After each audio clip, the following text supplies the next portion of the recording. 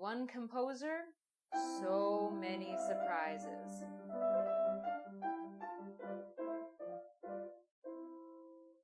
Hello and welcome back to Meet Mozart. I'm Angie, and today we're getting to know 3 things you didn't know about this guy. So let's rock and roll. Number 1, I bet you knew that Mozart was a child prodigy, but did you know he wasn't the only child prodigy in his family? Yep. Leopold and Anna Maria Mozart had 7 children. Unfortunately, only 2 of those children survived past infancy. The first child was Maria Anna Walburga Ignacia, or Nannerl, as the people who didn't want to have to pronounce really long names called her, and she was born in 1751. And of course, their second child, Johannes Chrysostomus Wolfgangus Theophilus, aka Amadeus Mozart, who was born in 1756. The Mozart children would have been exposed to music at a very, very young age because their father Leopold was a court violinist. And so he would play for them. They would also have lots of musicians gathering and making music in their apartment. And so music was very familiar. And at the age of 7, Nannerl began learning how to play the harpsichord. And in one of his very rare and sweet gestures towards Nannerl, Leopold actually created and compiled a book of piano studies, and some of the pieces were written by him, others were written by other musicians in the court, and he dedicated this really sweet piano studies book to Nannerl that she could work through and improve her keyboard skills. And while Nannerl excelled at playing the piano, Wolfgang seemed to have a really deep and fundamental understanding of the ideas behind music. And so at the age of 5, he started composing works that his father would write down. And so Leopold and Anna Maria, realizing that they had 2 children on their hands that were really skilled in music, decided to take their children on a tour. And so at around the ages of 10 and 7, they began taking the children outside of the public eye of Salzburg, their hometown.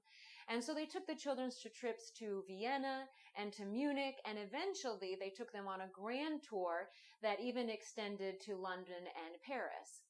During their tours, Nannerl and Wolfgang were expected to perform for the highest of the upper echelon. They were performing for kings and emperors.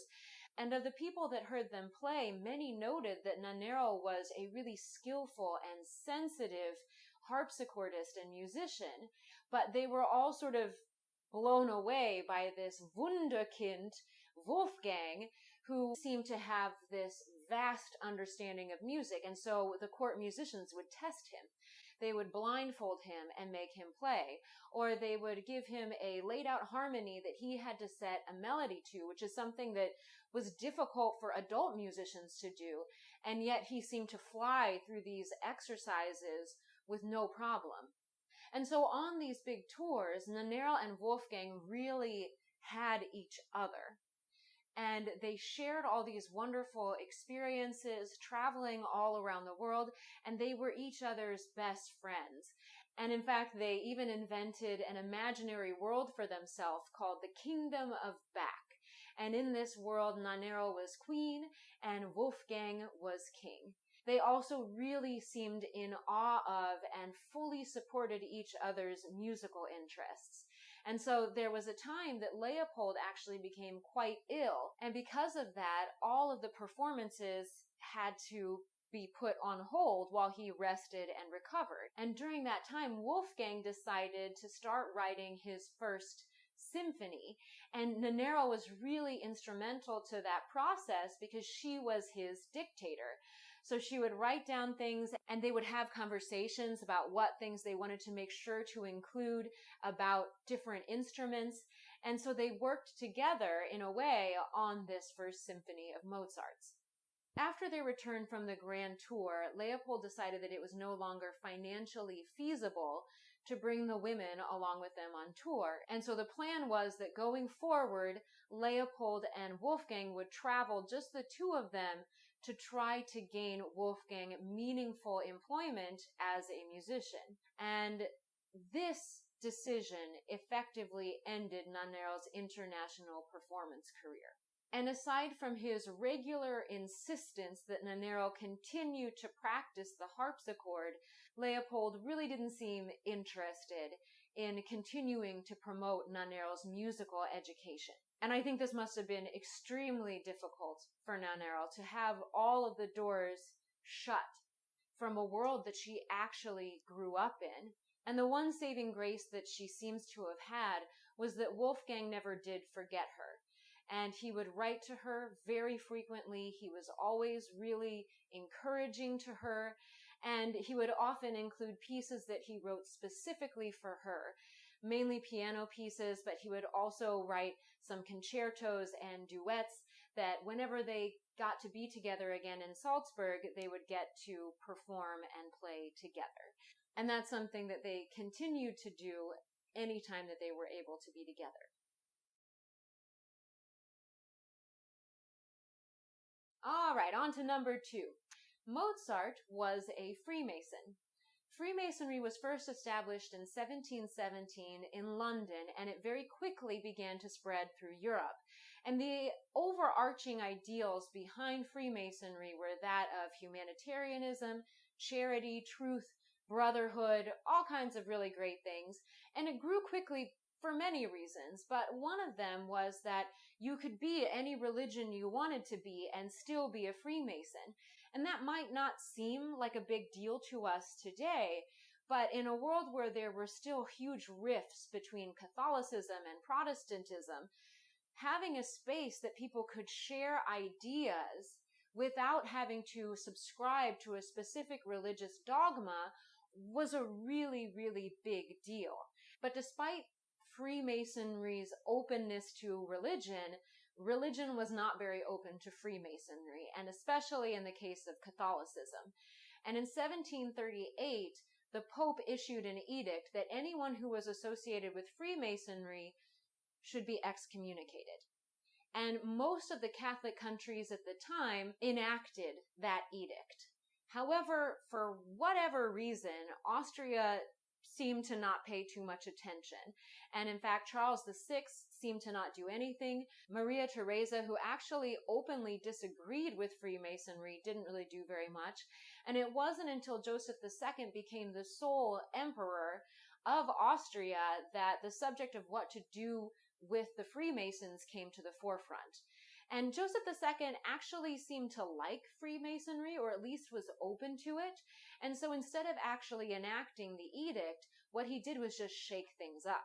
So he reintegrated the different lodges. He combined some, got rid of some, and completely changed the structure of Masonry in Austria. And that's what would have been going on when Mozart first joined the society in 1784.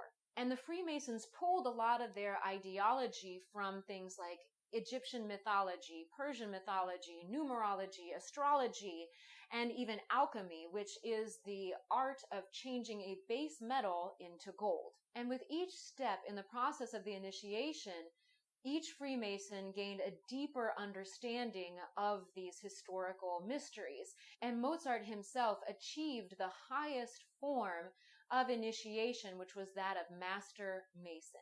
Now, the fact that Mozart was a Freemason does help us to learn more about him as a historical figure, but it's actually really important to understand that when we get to know his music, because it had some really strong influences on some of the pieces that he wrote as a Freemason, most notoriously the Magic Flute. The Magic Flute immediately poses a lot of issues for modern listeners.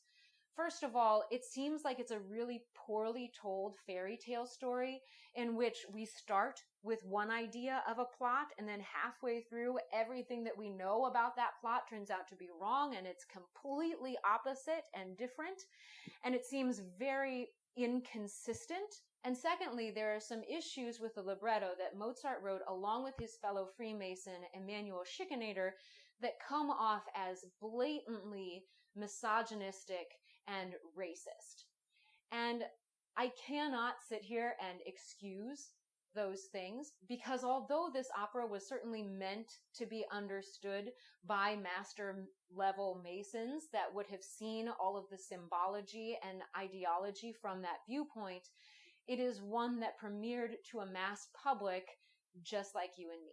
But while I can't excuse it, I will say that when we take a step back and we take the time to understand Freemasonry's initiation rites or their views on the balance of dualities, be it masculine, feminine, fire, water, sun, moon, etc., and even take a look at the alchemical process that was so central to the ideas in Freemasonry, we can start to take a look at some of those choices in a much larger context.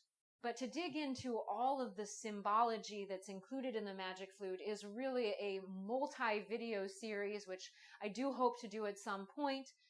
But for now, I'm just going to leave that at that, and we're going to move on to number 3, or as I now realize it should have been called, number 2, because Mozart was a huge potty mouth.